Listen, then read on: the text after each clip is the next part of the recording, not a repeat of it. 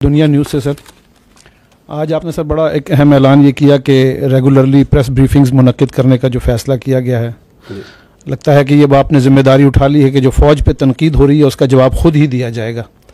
मेरा सवाल ये है कि प्रोपेगेंडे की आपने बात की, तो अभी जो रिसेंट सर वाक़या हुआ है बन्नू में, उस हवाले से भी हमें मीडिया में, सोशल मीडिया पर और फिर सियासी जमातों की जानिब से भी बहुत तनकीद देखने में आ रही है। शोर हो रहा है उस वाक़े के हवाले से, वो जो अमन मार्च था वहाँ पर, और उस पर भी फ़ौज को ही मूरद इल्ज़ाम जो है वो ठहराने की कोशिश की जा रही है, और ये कहा जा रहा है कि जी फ़ौज की जानिब से फायरिंग हुई जिससे हलाकत भी हुई और लोग ज़ख्मी भी हुए। आप हमें इस हवाले से ज़रा कोई बताइएगा कि हकीकी सूरत हाल क्या है? क्या ये वाकई फ़ौज की जानिब से फायरिंग की वजह से ये सूरत हाल हुई, या ये कहा जा रहा है कि जी जो वो मजमा था उसमें भी कुछ मुसल्लह लोग मौजूद थे, तो उनकी तरफ से कोई ये वाक़या पेश आया, या वाकई इसकी हकीकी सूरत हाल क्या है? ठीक, इस पे अपना तारिक वो जो इसकी आई थिंक वो जो क्लिप्स है कोई इसके जो बन्नू के, वो थोड़े अरेंज करें, मंगवाएं, ताकि वो मैं दिखा सकूं कि व्हाट एक्चुअली हैपेंड। देखिए, ये जो है अपना 15 जुलाई को सुबह के टाइम पे ये दहशतगर्दों का बन्नू के ऊपर कैंट पे हमला हुआ, और हमारी जो वहाँ फ़ौज थी उन्होंने बड़ा उसका भरपूर जवाब दिया। तो उन्होंने जो एक व्हीकल बॉर्न आईडी थी वो उन्होंने कैंट की दीवार से टकराई, और देन एंगेजमेंट वो ब्रीच हुआ, और फिर वो उनको एंगेज किया हमारे ट्रूप्स ने। और जब वो व्हीकल बॉर्न आईडी थी उसमें हमारे 8 जवान शहीद हुए, जिसमें एक फ्रंटियर कंस्टेबली का लड़का भी था, शहीद हुआ। उनको एंगेज किया जब वो फैले, तो उसमें अल्हम्दुलिल्लाह बड़ी हिम्मत से, बड़ी जवानमर्दी से लड़ते हुए वो जो तमाम दहशतगर्द थे उनको जहन्नम वासिल कर दिया। और वो जो हिम्मत और जवानमर्दी है उसकी आप ये मिसाल देखें कि वहाँ, और इस तरह की मिसालें फ़ौज में बहुत होती हैं, लेकिन आप ये देखें कि वो सिपाही सुभान है, उसने अपने आप को जीते जागते हुए ग्रेनेड पे डाल दिया ताकि मेरी कोलेक्ट्रल डैमेज ना हो, साथी बच जाएं, लोग बच जाएं। तो this is the standard of the response and the वेलर जो वहां दिया गया।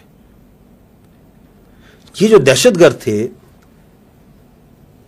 इन्होंने वहां पे अंधाधुंध फायरिंग की, ठीक है, और वो जो फायरिंग है, इनकी फायरिंग के नतीजे में कुछ मासूम शहरी भी शहीद हुए।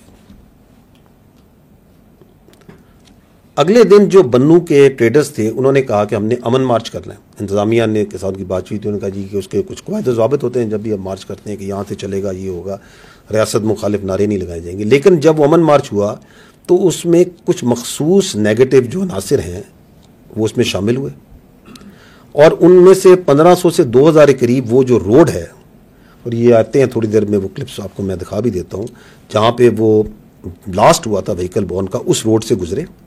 उन्होंने वहाँ पे रियासत के ख़िलाफ़, फ़ौज के ख़िलाफ़ नारेबाजी की, पथराव किया। उसमें कुछ मुसल्ला लोग पहले से शामिल थे, दे फायर्ड, जिससे लोग ज़ख्मी हुए। और उन्होंने वहाँ पे वो जो कनात जो लगी हुई थी, एक आर्जी दीवार, और एक आर्जी दीवार की तामीर भी शुरू हो गई थी, एक दीवार की, उसको भी गिराया। और वहाँ पे जो सप्लाई डेपो है, जो सरकारी गोदाम था राशन का, उसको लूटा भी, उसके अंदर भी लोगों ने घुस के लूटे। ठीक, अगर ये जिस तरह कहा जा रहा है कि ये 69 लोगों में फायरिंग की जाती, तो क्या वो इतनी तसल्ली से वहाँ आटे, घी, बोरियां चोरी कर रहे होते? और इस वाक़े से, इस जगह से 1 किलोमीटर दूर तकरीबन लगभग जो मरकजी मकाम था, वहाँ पे भी कुछ मसल्ला लोगों ने, जो क्राउड मौजूद थे, वहाँ भी फायरिंग की, और वहाँ भी जानी नुकसान हुआ। तो this is how it happened. जो फौज ने रिस्पॉन्स दिया वो बिल्कुल as per SOP, as per orders था।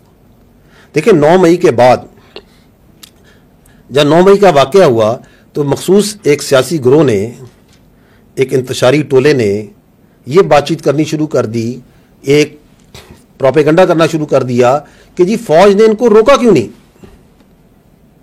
इनको गोली मार देते।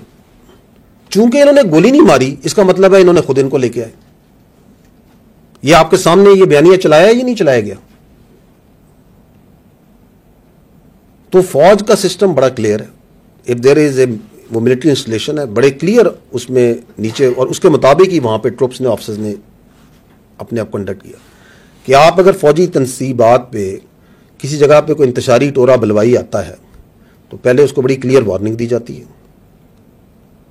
अगर स्टिल वो आता है तो फिर एरियल फायर किया जाता है, अगर स्टिल वो नहीं रुकता तो जिस तरह फिर उसको जब ट्रीट करना चाहिए वो ट्रीटमेंट होगा। तो बिल्कुल, तो उन्होंने उसके मुताबिक एरियल फायर किया। और मैं आपको ये बता रहा हूं कि अगर वो उन्होंने मारना, वो आप देखिएगा, मैं आपको क्लिप वो मंगवाएं, उसमें आप देखिएगा कि वो किस तरह जो है वो आटे की बोरियां बड़ी तसल्ली से लेके जा रहे हैं।